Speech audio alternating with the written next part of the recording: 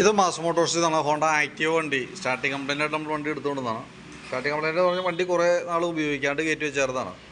അപ്പോൾ അതുമായി ബന്ധപ്പെട്ട വർക്കിന് വേണ്ടിയിട്ടാണ്. അപ്പോൾ നമുക്ക് വണ്ടി കൊണ്ടുവരുമ്പോൾ തന്നെ അതിൻ്റെ ബ്രേക്കൊക്കെ ജാമാണ്.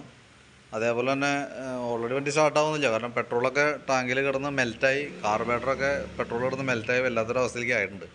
ക്ലച്ച് യൂണിറ്റൊക്കെ അത്യാവശ്യം തുരുമ്പിട്ട്, വീലുകളൊക്കെ തുരുമ്പിട്ട് കംപ്ലൈൻ്റ് ആയിട്ടുണ്ട്.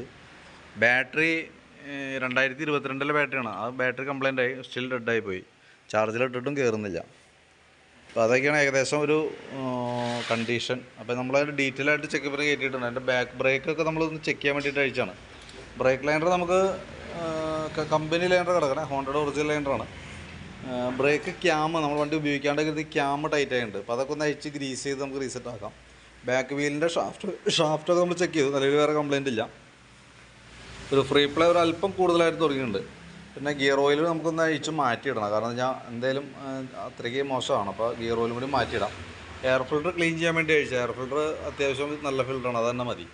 ക്ലച്ചിൻ്റെ ഭാഗം നമ്മൾ ഫുള്ളായിട്ട് അഴിച്ചിട്ടുണ്ട് ചെക്ക് ചെയ്യാനൊക്കെ ആയിട്ട്. അപ്പോൾ അതിനകത്ത് ഈ വീലൊക്കെ തുരുമ്പിട്ട് പോയി ഫുള്ളായിട്ട്. അപ്പോൾ ഇതൊക്കെ ശരിക്കും പറഞ്ഞാൽ തൽക്കാലം നമുക്ക് സാൻഡ് പേപ്പർ ഉപയോഗിച്ച് ക്ലീൻ ചെയ്ത് റീസെറ്റ് ചെയ്യാം. പക്ഷേ അതൊരു ശാശ്വത പരിഹാരമല്ല. കാരണം ഞാൻ കുറേ കഴിയുമ്പോഴത്തേക്കും ആ ബെൽറ്റ് നമ്മൾ കിടന്ന് ഓടി ബെൽറ്റ് കട്ടായിട്ട് പൊടിഞ്ഞ് പൊട്ടിപ്പോവും. അതാണ് സംഭവിക്കാൻ പോണത് കേട്ടോ. അത് പെട്ടെന്ന് വരില്ല, കുറച്ച് ടൈം കിട്ടുമെന്നുള്ളൂ. അപ്പോൾ നമ്മൾ വണ്ടി കൊടുക്കാനുള്ള വണ്ടി എന്ന് പറയുമ്പോൾ സ്വാഭാവികമായിട്ടും പിന്നെ നമുക്ക് നമ്മൾ മാറ്റിയാലും നമുക്ക് ആ വണ്ടിയുടെ വിലയിലൊന്നും അത് കിട്ടാനും പോകണം. അപ്പോൾ തൽക്കാലം ഞാൻ നല്ല രീതിയിലൊന്ന് സ്മൂത്ത് പേപ്പറോട്ട് പിടിച്ച് ക്ലിയറാക്കി തൽക്കാലം നമുക്ക് റീസെറ്റാക്കി എടുക്കാം. പിന്നെ ബെൽറ്റിൻ്റെ കണ്ടീഷൻ നോക്കി, ബെൽറ്റും സെൻറ്റർ ഭാഗമൊക്കെ ചെറിയൊരു പൊട്ടലൊക്കെ ഉണ്ട് വണ്ടിക്ക് ബെൽറ്റിൻ്റെ കണ്ടീഷനിൽ. അപ്പോൾ അതും ശരിക്കും ബെൽറ്റൊക്കെ മാറ്റേണ്ടതാണ്. അപ്പോൾ തൽക്കാലം നമ്മളിപ്പോൾ വിൽപ്പനയ്ക്കുള്ള നമുക്ക് വണ്ടി കൊടുത്തു കളയാനാണെന്ന് പറഞ്ഞത്. അപ്പോൾ അങ്ങനെയുള്ള കേസാകുമ്പോൾ സ്വാഭാവികമായിട്ടും അതൊക്കെ തൽക്കാലം അതങ്ങ് കിടന്ന് ഓടിയാൽ മതി. ക്ലച്ച് യൂണിറ്റ് ഫുള്ള് തുരുമ്പാണ്, അതും നമുക്കൊന്ന് അഴിച്ച് ഗ്രീസ് ചെയ്ത് റീസെറ്റ് ആക്കാം. ക്ലച്ച് ഷൂവിൻ്റെ ഭാഗത്തൊന്നും വേറെ പറയത്ത കംപ്ലൈൻ്റ് ഒന്നുമില്ല. കാരണം സാധാരണ അങ്ങനെ ഇരിക്കുമ്പോൾ ക്ലച്ച് ഷോക്ക് പൊളിഞ്ഞു പോകാറുണ്ട്. നിലവിൽ അങ്ങനത്തെ പ്രോബ്ലം വന്നിട്ടില്ല. പിന്നെ കാർബറേറ്റർ അസംബ്ലിയാണ്. കാർബറേറ്റർ അസംബ്ലി ഫുള്ളായിട്ട് നമ്മൾ ക്ലീൻ ചെയ്യാൻ വേണ്ടി അയച്ചാൽ. കാർബറേറ്റർ പെട്രോൾ കിടന്ന് അഴുക്കായിട്ട് അതിൻ്റെ ഉള്ളിലൊക്കെ ശരിക്കും പറഞ്ഞു കഴിഞ്ഞാൽ നല്ല രീതിയിൽ ഫംഗസ് പിടിച്ചാൽ സിറ്റുവേഷനൊക്കെയാണ്. അതുകൊണ്ടാ ശ്രദ്ധിച്ചാൽ മനസ്സിലാവും അതിൻ്റെ ഉള്ളിലത്തെ അവസ്ഥ. അത് ഫ്ലോട്ട് വാൽവിൻ്റെ ഭാഗത്ത് നല്ല രീതിയിൽ ബാധിച്ചിട്ടുണ്ട്. അപ്പോൾ അത് അങ്ങനെ വരുമ്പോൾ പിന്നെ പ്രശ്നം എന്താ വെച്ചാൽ പെട്രോൾ ഓവർഫ്ലോ പുറത്തേക്ക് ഇങ്ങനെ പോയിക്കൊണ്ടിരിക്കും. ഈ കറുത്ത പൈപ്പിൻ്റെ ഉള്ളിൽ കൂടെ പെട്രോൾ ഓവർഫ്ലോ പുറത്തേക്ക് വരാനുള്ള സാധ്യത വളരെ കൂടുതലാണ്. കാരണം ഇപ്പോഴത്തെ പെട്രോൾ എന്ന് പറഞ്ഞാൽ തന്നെ E20 പെട്രോളാണ്, എത്തനോളാണ് 20%. അത് ഉപയോഗിക്കുമ്പോൾ സ്വാഭാവികമായിട്ട് കാർബറേറ്ററുകൾക്ക് വന്ന ഒരു കംപ്ലൈൻ്റാണ്. പിന്നെ നമ്മൾ കുറേ നാൾ എടുക്കാതിരുന്നേക്കും കൂടി ചെയ്തപ്പോൾ സ്വാഭാവികമായിട്ടും അത് കൂടുതലായിട്ട് എഫക്റ്റ് ചെയ്തിട്ടുണ്ട്. ക്ലീൻ ചെയ്ത് ഇട്ട് നോക്കാം. കാർബറേറ്റർ അസംബ്ലിയൊക്കെ മാറ്റണമെന്നുണ്ടെങ്കിൽ 2700 2800 നമുക്ക് ചിലവ് തന്നെ കേസാണ്. അപ്പോൾ പരമാവധി നമ്മൾ മാറ്റാത്ത രീതിയിൽ ട്രൈ ചെയ്ത് നോക്കാം, ക്ലീൻ ചെയ്തിടാം. കാരണം നമ്മളിപ്പോൾ എന്ത് ചെയ്തിട്ടുണ്ടെന്ന് പറഞ്ഞാലും വണ്ടിയുടെ മോഡൽ വിലയെ കൂടുതലൊന്നും നമുക്ക് കിട്ടാൻ പോകുന്നില്ല. പിന്നെ നമ്മൾ ചെയ്യണ വർക്ക് നീറ്റായിട്ട് ചെയ്ത് കസ്റ്റമർക്ക് കൊടുക്കുന്ന ആക്കായാലും കൊടുക്കാമെന്ന് മാത്രം. അപ്പോൾ നമുക്കിതൊക്കെ ഒന്ന് ക്ലീൻ ചെയ്ത് റീസെറ്റ് ആക്കാം. പിന്നെ നമുക്ക് അതിൻ്റെ ഉള്ളിലത്തെ അവസ്ഥയൊക്കെ ഫുള്ള് ഇതാണ്. അപ്പോൾ ഫുള്ളായിട്ടൊന്ന് കഴുകിയേക്കാം. കാരണം ടാങ്കൊക്കെ നമുക്ക് ക്ലീൻ ചെയ്യണം. ടാങ്കിൻ്റെ ഉള്ളിലും ഇതേപോലെ അഴുക്ക് കിടക്കുന്നുണ്ട്.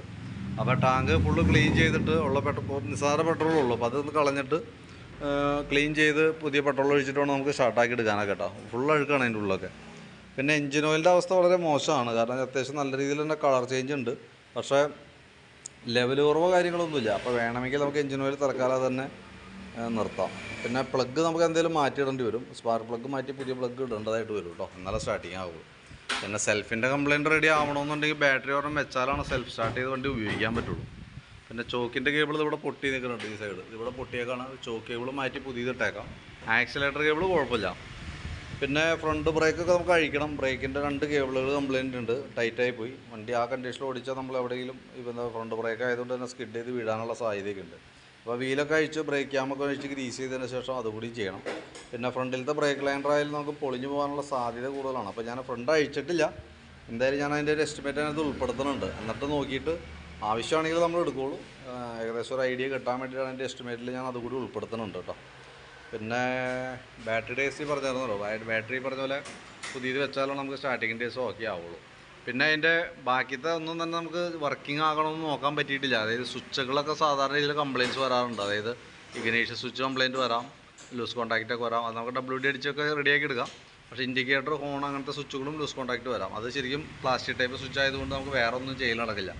അപ്പോൾ അതൊക്കെ നമുക്ക് ബാക്കിയത്തെ വർക്ക് സ്റ്റാർട്ട് ചെയ്തിട്ട് വണ്ടി ഓടിച്ചാലാണ് ബാക്കിയത്തെ അറിയാൻ പറ്റുള്ളൂ. അപ്പോൾ പ്രത്യക്ഷത്തിൽ നമ്മൾ പുറമേ നിന്ന് കാണുന്ന ഈ വർക്കുകൾ ഞാൻ ഏകദേശം ഒരു എസ്റ്റിമേറ്റ് ആക്കാം.